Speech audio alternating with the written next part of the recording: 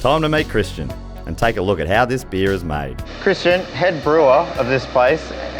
Richard was kind of asking if I can help you out a little bit. You have to... We actually need your help today. Okay, so, really? Yeah. Oh my God, You're okay. getting in there. This is my big chance. I hope I don't muck it up. What a place to work. It's the factory of dreams. Do you have an interest in the gluten-free beer before you were here, or is it you're more of a beer lover? No, not specifically. Yep. I was a barley brewer, as we call them now. So. Yep. And has it been challenging? Very challenging, but I like that kind of challenge, and it hasn't inhibited our creativity in some senses. So yeah, you're doing. I mean, I've never heard of a lentil beer before. Lentil beer is definitely a new thing, but we're still doing passion fruit sours, double IPAs, heaps of cool stuff like that. Yeah, So. Awesome. Rice brewing is actually pretty common. If you know Japanese lagers, Chinese lagers, a lot of Asian lagers use rice to lighten the mouthfeel of their beer, but buckwheat and millet are probably less common. Yeah. And buckwheat pancakes. Were they good? Yeah. Well, let's hope the beer's good as well, I guess. Oh yeah, fingers crossed. Treat me like an idiot. This is your first day on the job. It's my first day on the job. Yeah, right. Treat me like an idiot. Well, this is our pilot system. So this is where the lentil beer for one was produced. This is where it all kind of began, just on this little small kit here. It makes about 300 litres. Right. And it's important to us because a lot of ingredients we really have to try and make sure that they're going to work as a commercial saleable beer. Yep. They don't necessarily all work, but there's a lot of experimentation and development that goes into it, and it all happens on this kit. So there's times where you're like, I've put in a lot of work, and you don't know until you're having a sip? Yep, that's it. Everything we do is done very similar to how a regular brewery does it. It doesn't have gluten in it, then it's taken out later. There's no enzymes to pull the gluten out. It's all a raw malted grain, Yep. and it has to be mashed in a very similar way to a regular barley mash. Right. Some of the challenges we face across all our beers is that the natural enzymes that are in the malt aren't always in the malt for us. I reckon that's the thing that a lot of beer drinkers don't realise. Don't understand. Yeah. It's the enzymes. Enzymes are important. That's right, yeah. Exogenous enzyme mashing, they call it. Yeah, exogenous enzyme mashing. Yeah. So all our fermentation happens very similar to a barley brewery. Yep. There's a few challenges there, but for the most part, it's a regular fermentation with a regular brewer's yeast. So we have in this tank a passion fruit sour, the Pulp Fusion.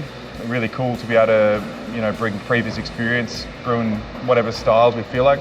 Sort of like, you're on a new frontier kind of. Definitely. This is real beer pioneering. Exactly. Well, I'm feeling a little bit of pressure, to be honest. Yeah, but no beers until we get some work done. Okay. All right, ease up, Christian. There's only one beer pioneer here. Time to get involved. First up with some millet. So this is a Munich millet. Am I allowed to touch it? Please, you can eat some. Oh yeah?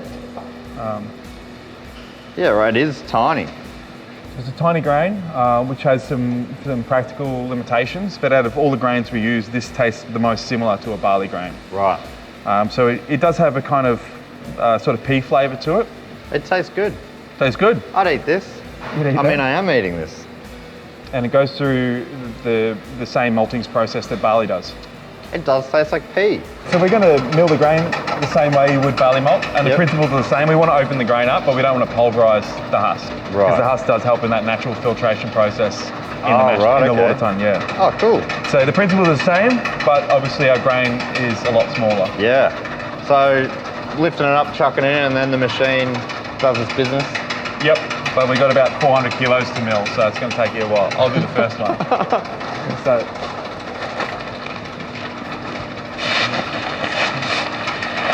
And then just open that lever.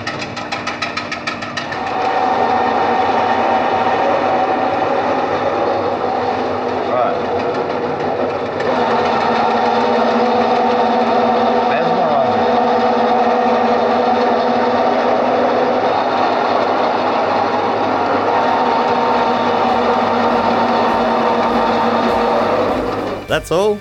Easy.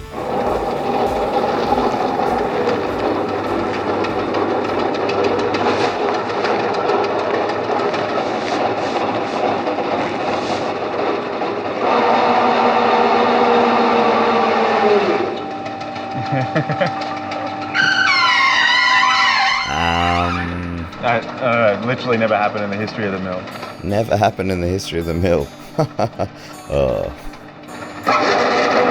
Everything's fine, I swear. Next job. It's time to add the passion fruit to the passion fruit sour. Gloves on, so you know we mean business. Where's it going in? in that little hole. Feeling pretty confident about this. So you have to open that, Yeah. get that over that as quickly as possible, and that's going to squirt everywhere. Why am I doing this? This feels like a stitch up. Is it twist or just pop? Pull real hard. We've got 8 bags to do. Step up. Hey! Is that what you're expecting? He nailed it. Then you got Man, that smells beautiful. to tilt the bag up and just squeeze out all the passengers.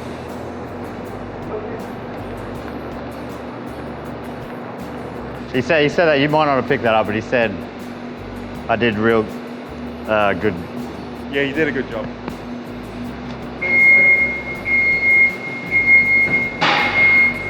I don't want to put Christian out of a job. So after the break, it's off to the bar for a drink. Finally.